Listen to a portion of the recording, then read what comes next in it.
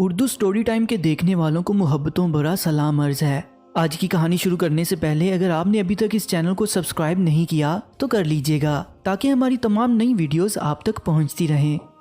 عمیر بن عبداللہ کے 4 بیٹے تھے اور چاروں ہی نہایت اعلیٰ اخلاق کے نوجوان تھے۔ پہلے تو عمیر بن عبداللہ خود تجارتی قافلے کے ساتھ جایا کرتے تھے، لیکن بوڑھا ہونے پر انہوں نے یہ کام اپنے بیٹوں کو سونپ دیا۔ ان کا قبیلہ بہت خوشحال تھا اور وہ اس قبیلے کے سردار تھے۔ پھر عمیر بن عبداللہ بیمار رہنے لگے اور انہیں اندازہ ہوا کہ اب وہ چند دن کے مہمان ہیں۔ چنانچہ ایک دن عمیر بن عبداللہ نے اپنے بیٹوں کو بلایا تاکہ وہ ان کے خیالات کا جائزہ لیں۔ وہ چاروں گھر پر تھے، فوراً ہی آگے۔ عمیر بن عبداللہ بولے، میرا آخری وقت قریب ہے، جو کچھ میرے پاس ہے وہ سب کچھ تمہارا ہے، لیکن میرے پاس کچھ قیمتی ہیرے اور جواہرات ہیں، میں یہ اس بیٹے کو دوں گا جو مجھے بہادری کا سب سے بڑا کارنامہ سنائے گا۔ چنانچہ تم یاد کر کے باری باری مجھے اپنی اپنی بہادری کا سب سے بڑا کارنامہ سناؤ۔ عمیر کا سب سے بڑا بیٹا بولا، ابا جان، ایک مرتبہ میں افریقہ میں ہاتھی کے دانت خریدنے گیا تھا۔ جنگل میں ایک جگہ پر ملازموں سے علیحدہ ہو کر چلنے لگا تو مجھے اپنے پیچھے جاریوں میں سرسراہٹ کی آواز سنائی دی۔ خطرے کے پیش نظر میں نے تلوار نکالی اور چکنا ہو گیا۔ دوبارہ اس آواز کے آنے پر میں نے پلٹ کر دیکھا تو ایک ببر شیر نے مجھ پر جست لگائی اور میں نے تلوار کے پیدر پہ وار کر کے شیر کا کام تمام کر دیا۔ اپنے بیٹے کا یہ واقعہ سن کر عمیر بن عبداللہ بولا، شاباش بیٹے، تمہارا یہ کارنامہ حاضر دماغی اور بہادری کی ایک اعلیٰ مثال ہے، میں تمہارے اس کارنامے پر بہت خوش ہوا۔ اب دوسرا بیٹا بولا، ابا حضور، میں دمشق کے بازار سے گزر رہا تھا، گلی کے ایک مکان میں آگ لگی ہوئی تھی، آگ کے شعلے آسمان سے باتیں کر رہے تھے۔ اس دوران کچھ لوگ آگ بجھانے میں مصروف تھے۔ ایک عورت چلا چلا کر کہہ رہی تھی، لوگوں، میرا 4 سال کا بیٹا کمرے کے اندر سو رہا ہے، خدا کے لیے میرے بچے کی جان بچاؤ، وہ جل جائے گا۔ مجھ سے اس عورت کی آہو بکا سن کر نہ رہا گیا اور لوگوں کے منع کرنے کے باوجود میں اونٹ کی اون کا کمبل اوڑھ کر گھر کے اندر سے اس عورت کے بچے کو زندہ نکال لایا۔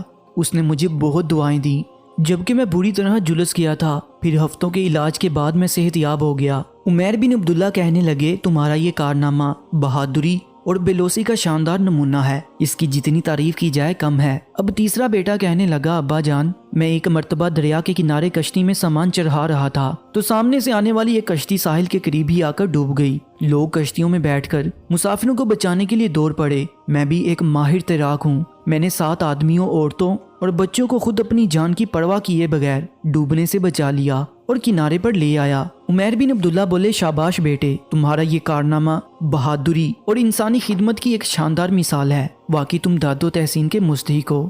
اب چوتھا بیٹا سر جھکائے بیٹھا تھا۔ پوچھنے پر چوتھا بیٹا بولنے لگا، ہاں ابا جان، ایک ایسا واقعہ تو ضرور ہے، لیکن وہ بہادری کا واقعہ بھی نہیں ہے۔ پھر مجھے یہ خدشہ بھی ہے کہ میں نے اگر سنایا تو آپ ناراض ہوں گے اور ممکن ہے کہ میرے بڑے بھائی میری پٹائی بھی کر دیں۔ عمیر بن عبداللہ نے اپنے بیٹے کو حوصلہ دیا۔ چوتھا بیٹا قصہ سناتے ہوئے کہنے لگا، ابا حضور، عراق جاتے ہوئے ایک مرتبہ ہمارے قافلے نے پہاڑی کے دامن میں رات کو پڑاؤ کیا۔ شام کے وقت اچانک پانی ختم ہو جانے پر قافلے کے سردار نے مجھے پانی بڑھ کر لانے کا حکم دیا۔ میں مشق اٹھا کر گیا اور قریبی پہاڑی نالے میں سے پانی بڑھنے ہی لگا تھا کہ مجھے کچھ فاصلے پر کسی انسان کے کراہنے کی آواز آئی۔ میں لپک کر اس جانب گیا تو دیکھا کہ ایک شخص زخموں سے چور پتھروں میں پڑا ہے۔ میں نے اس کے چہرے پر پانی ڈالا تو وہ کچھ ہوش میں آ گیا۔ وہ کچھ دیر میری طرف دیکھتا رہا، ایسا لگتا تھا جیسے پہچاننے کی کوشش کر رہا ہو۔ پھر اس نے بتایا کہ پہاڑی ڈاکو اس کی تمام پونجی چھین کر اپنی جانب سے اسے مار کر یہاں پھینک گئے۔ اگر میں کچھ دیر سے اس تک پہنچتا تو شاید وہ مر چکا ہوتا۔ پانی تو میں بعد میں لایا، لیکن پہلے میں اس زخمی شخص کو اٹھا کر اپنے خیمے میں لے آیا۔ قافلے کے طبیب نے اس کی مرہم پٹی کی اور میں نے اس کی تیمارداری بہت توجہ سے کی۔ صبح کے وقت روشنی میں اس کو میں نے پہچان لیا۔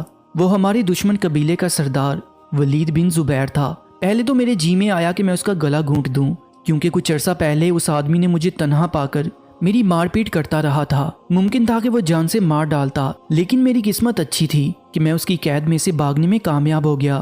لیکن اس وقت زخمی حالت میں نے اسے بدلہ لینے کو مناسب نہ سمجھا۔ میں نے دل جمی سے اس کا علاج کروایا، دیکھ بھال کی، اپنے ساتھ سفر میں رکھا، اپنی سواری اس کے سپرد کی اور اگلی منزل پر جب قافلہ شہر میں پہنچا تو میں نے اسے اپنے ملازموں کی نگرانی میں شہر میں اس کے ایک دوست کے گھر پہنچوا دیا۔ رخصت ہوتے وقت میں نے اس سے تان و تشنیع کی اور نہ ہی اپنا احسان جتلایا، البتہ اسے اپنی پہچان ضرور کروا دی، لیکن اس وقت اس شخص کے پاس ندامت اور آنسوؤں کے سوا کچھ نہ تھا۔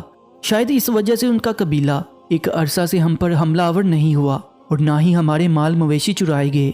عمیر بن عبداللہ اتنی نقاہت کے باوجود تیزی سے بستر سے اٹھ کھڑے ہوئے اور آگے بڑھ کر بے اختیار اپنے بیٹے کا منہ چوم لیا اور بولے، یہی ہے اصل کارنامہ، اللہ کا حکم ہے کہ تمہارے پاس اختیار ہے کہ تم دشمن سے اس حد تک بدلہ لو جتنا کہ اس نے تم پر ظلم کیا ہے۔ اگر اختیار پا لینے کے باوجود تم اس کو معاف کر سکو تو اللہ اور اس کے رسول صلی اللہ علیہ وآلہ وسلم کے نزدیک اس کا بہت ہی زیادہ نیک اجر ہے۔ میرے پیارے بیٹے، تمہارا یہ کارنامہ سب سے بڑی بہادری کی درخشندہ مثال ہے اور یہ ہیرے اور جواہرات میں تمہیں تحفے میں دیتا ہوں۔ یہ کہہ کر عمیر بن عبداللہ نے ہیرے اور جواہرات کی تھیلی اپنے چھوٹے بیٹے کی طرف اچھال دی۔ باپ کو اپنے بیٹے کے کارنامے پر بے حد خوشی ہوئی تھی۔ بیٹی نے شکریہ کے ساتھ ابا کا تحفہ قبول کیا اور ابا کے سامنے باقی تینوں بھائیوں سے وعدہ کیا کہ اس مرتبہ میں جب دمشق جاؤں گا تو اس جواہرات کو فروخت کر کے میں تم میں سے ہر ایک کو اس کا چوتھائی حصہ دوں گا۔ پیارے دوستو، اس واقعے میں ہمارے لیے سبق یہ ہے کہ اپنے دشمنوں سے انتقام اور نفرت کی بجائے دوستی اور رواداری کا مظاہرہ کریں۔ یہ ہمارے دین کی فطرت ہے اور اسے اللہ اور رسول اللہ صلی اللہ علیہ وآلہ وسلم کی رضا حاصل ہوتی ہے۔ مزید سبق آموز واقعات کے لیے اس چینل کو سبسکرائب کر لیجیے گا۔ اللہ نگہبان۔